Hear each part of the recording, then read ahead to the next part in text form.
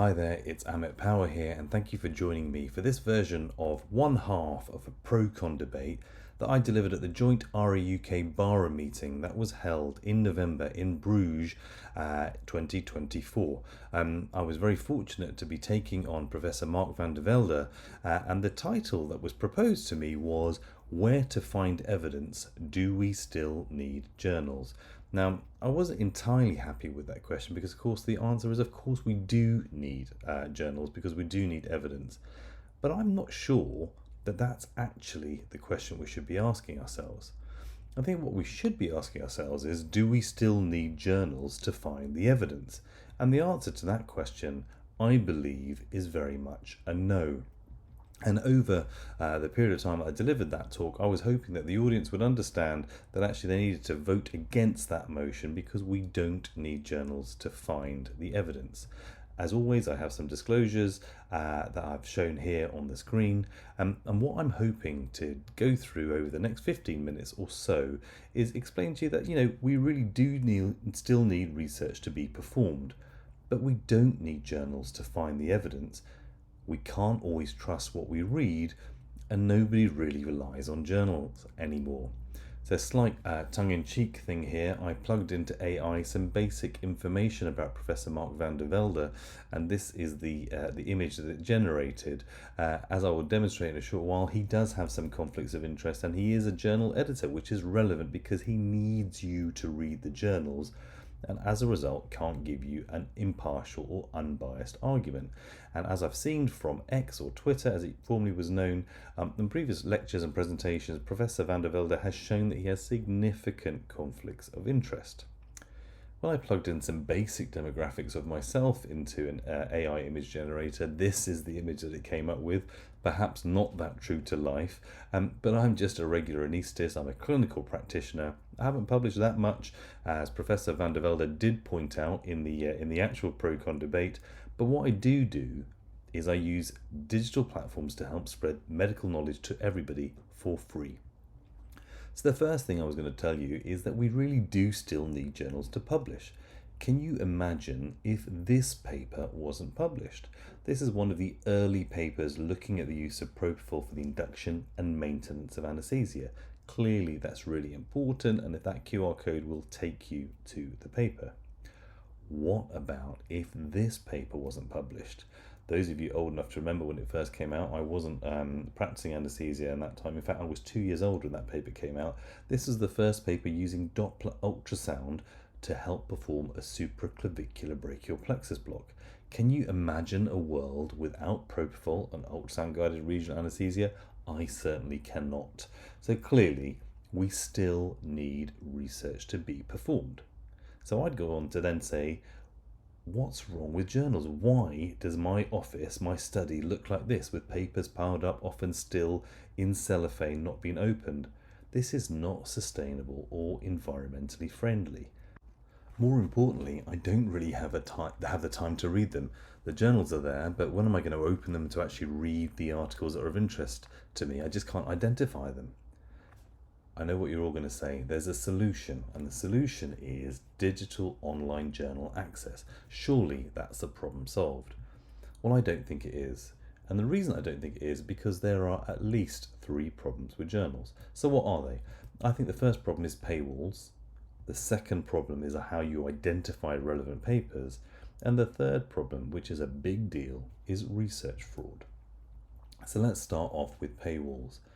Ultimately, paywalls are a method to restrict access to content, and they actually, as a result of that, limit the reach of this evidence. They also exclude those with limited funds or resources, or those who are not members of a society or of a journal, or don't have institutional access. And as we've heard very learned people say before, science is not finished until it's communicated. I'll give you an example here. Regional Anesthesia and Pain Medicine tweeted out a paper regarding quadratus lumborum blocks and pain blocks for hip arthroplasty. And one of our followers on X wasn't able to access the core elements of that paper because it was hidden behind a paywall. That's a big problem. I did come across a really useful commentary entitled Open to the Public Paywalls and the Public Rationale for Open Access Medical Research Publishing. This had lots of really great content and great arguments in there. What they were able to tell us was that open access to research is important for scientists, but also to the public. Why shouldn't the public be able to find out what our research is saying? And many of the public have actually acted as patients themselves, so we shouldn't hold that information away from them.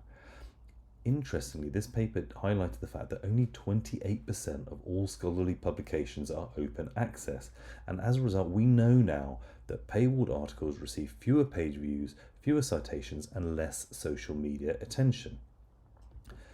An interesting point that was highlighted in this paper was that Harvard's library encouraged publishing in open access journals because of the 3.5 million subscription costs. So they were encouraging their students, their academics, to publish in open access journals so that everyone could benefit because they could not justify the expense. Also, the University of California cancelled their Elsevier subscription in March 2019 because of the cost of the subscription. So look, you can see here, paywalls really are a problem. What about the second argument? The second argument is, how on earth do you identify the relevant papers? There is such a large volume of papers and there's variable study quality. So you might get hold of a paper, but actually when you look at it in detail, the quality of that study isn't great. We also know about predatory journals that have either little or limited or even no peer review. I'll give you an example here. These are an example of the emails I get on a weekly, maybe even daily basis, asking me to publish my papers in their journals. And they say, look, hold on, we'll give you 50% off the publication charges. Now, you and I know that if it's part of your job description to get a publication done, you will do whatever you can to get those numbers up. That doesn't necessarily mean that study is of high quality. We also know that journals have a bias towards positive findings, so you won't necessarily find a lot of data on negative study outcomes, and we don't always have conflicts of interest declared. So another great way of showing information is via infographics. This infographic comes from Regional Anesthesia and Pain Medicine. Look at this. This is looking at spinal cord stimulation trials, and what they identified in these 38 trials, that 30 of them had significant conflicts of interest. But more worryingly, in 29 RCTs, there were conflicts of interest that were not disclosed. So about a quarter of authors per RCT had undisclosed conflict of interest. That's a big deal. And these are not small sums of money. So if we can't always take the information that's being presented with us at face value, because there may be something else in there, that's something to bear in mind. So I think it's tough to find reliable, relevant research. Now, what about the thing that we don't want to talk about, but it's true? What about research fraud? I wonder how many of you are familiar with this surgeon and the associated Netflix documentary. This is Paolo Macchiarini. Paolo Macchiarini is a thoracic surgeon, and he became very well known because he performed tracheal transplants in humans using plastic tracheas. Everybody assumed there was animal studies to back up this data and to back up this study before these tracheal transplants were performed in human beings.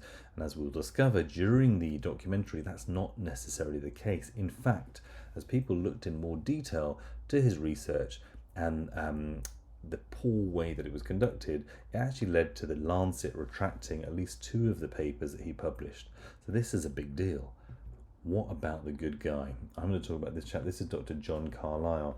He's an anaesthetist from Torbay in the UK. And if you just look at this first paper from 2012, he analysed 168 randomised controlled trials that were looking at, by one author, looking at post-operative nausea and vomiting and medications used to prevent post-operative nausea and vomiting.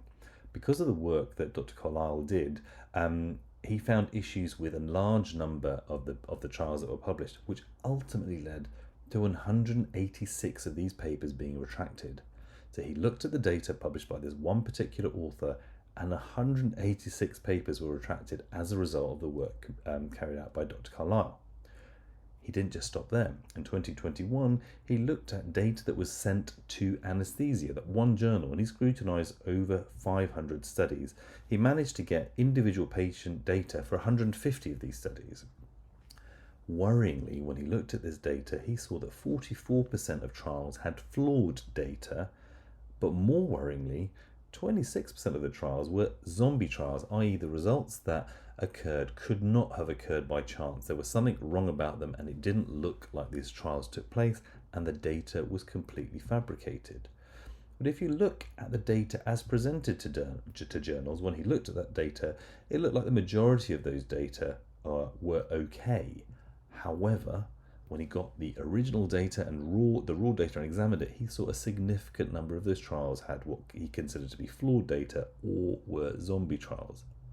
The most worrying aspect of all of this is even though these papers may not have been published or may have been retracted from anesthesia, these zombie trials have almost certainly been published elsewhere. So despite the fact that one journal identified them as being fake or being false, the data were published elsewhere. So can we even trust research when we find it and when we read it? So I know what all of you are saying now. I've talked about how bad it is. So now what do we do? Well, you know what? There are plenty of options. You can attend conferences. You can look at social media. You can listen to podcasts. You can use open access platforms, and you can even use artificial intelligence. So let's look at these in a bit more detail. The beauty about attending conferences is you can hear directly from authors, often ahead of publication. So you can hear what they're saying, hear about the latest research before it's published. This is all cutting edge information. You can ask questions, get any queries cleared up straight away. The other advantage of conferences is, of course, you can combine learning with networking. What about social media? Well, specifically to regional anesthesia, you can search many of these social media platforms using the hashtag shown above there and get some really important information. And as we've seen, many journals and authors share their papers as soon as they've been accepted for publication with early access. And in fact, some of these journals, when they tweet out a paper or share out a paper, they will allow that paper to be open access for a period of time. And then you can get immediate feedback from your peers and from the authors themselves and get an exchange of ideas, find out more about the paper. So really a great way to disseminate and to share work. If you look at the metrics from a previous conference we held at RUK, look at the number of impressions. So up to 20 million people got access to information that was shared on a social media platform, all from one conference. That's an incredible reach. We now know that there is a correlation between alternative metrics or alt metrics, which is a reflection of social media shares, and citation counts in journals. And this particular paper is looking at that in regional anesthesia and pain medicine. So if a paper gets great social media attention, it's possible that more people will know about it, therefore more people will use it in their bibliographies. This is another paper now looking specifically at a marker of social media sharing, tweetations, and showing the correlation between tweetations and citations. So it's clearly social media attention is associated with a bigger reach of your paper. The other thing about social media is you can identify papers that are specifically relevant to you as opposed to sifting through pages and pages of journals and finding papers that you're not relevant in. The other medium I wanted to talk about was that of podcasts, and you'll recognise a few podcasts here, some from Anesthesia Journal, there's some from the Royal College of Anaesthetists, there's also a BJA education one, and of course Block It Like It's Hot. Now the beauty of these podcasts is you can get free on-the-go learning, and these are smartphone accessible. You can, in some of these journals, some of these podcasts will have a deep dive into a paper, understanding the methodology, the decision making, and if these authors are on these podcasts, you can get a lot of information. And clearly this is a sustainable way of learning. You're just listening to information on your device which you already have access, and you only listen to stuff that you're interested in. I also mentioned the whole concept of open access platforms. So what are these open access platforms? Let's have a look in a bit more detail now. So I came across one called medRxiv, and this is a way that you can get information shared ahead of time, ahead of publications. This is one of the medRxiv. I just typed in regional anesthesia, and it brought up this particular AI study, which you can get access to the manuscript before it's published. That's one option. The other thing you can do is use a collaborative online platform such as ResearchGate, and you know that authors can post their papers there along with full text copies of their papers and share them with readers.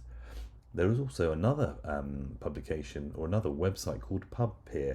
So I had a quick look at that and I typed in the DOI from a paper I've done, and actually if people are interested in that study, they can make content and comments online and share information. You also get access directly to that paper as well. So PubPeer is another way of sharing information, and of course you've got the Cochrane reviews.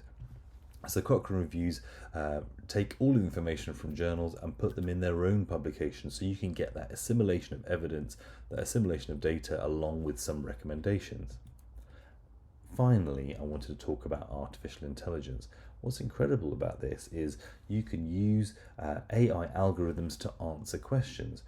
The lovely thing is that this data analysis can include healthcare records. So that so-called big data, if you're working in an institution which has gone fully electronic, you can potentially use AI to look at trends, to look at pattern, to look at data and give you information based upon that. And that may be more relevant than research. You get real-time, up-to-date evidence about your practice in your institution.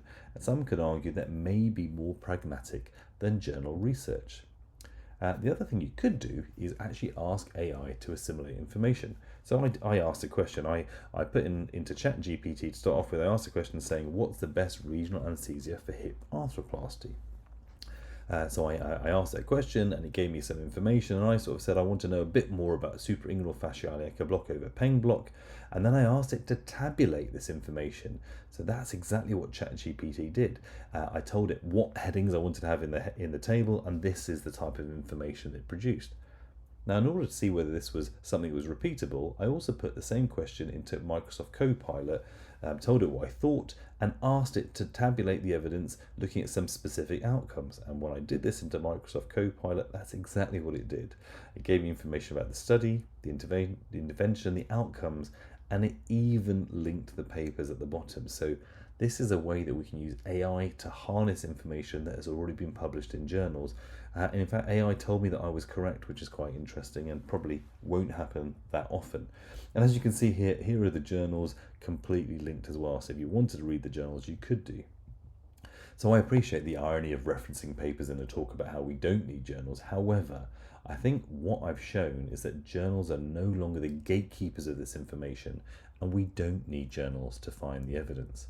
I concluded my pro-con debate, the con side of the debate, against Professor Mark Van De Velde, saying that I think I've shown that we still need research to be performed, but we don't necessarily need journals to find the evidence, and we can't always trust what we read, but nobody relies on journals now anymore. So in answer to the question, do we still need journals to find the evidence?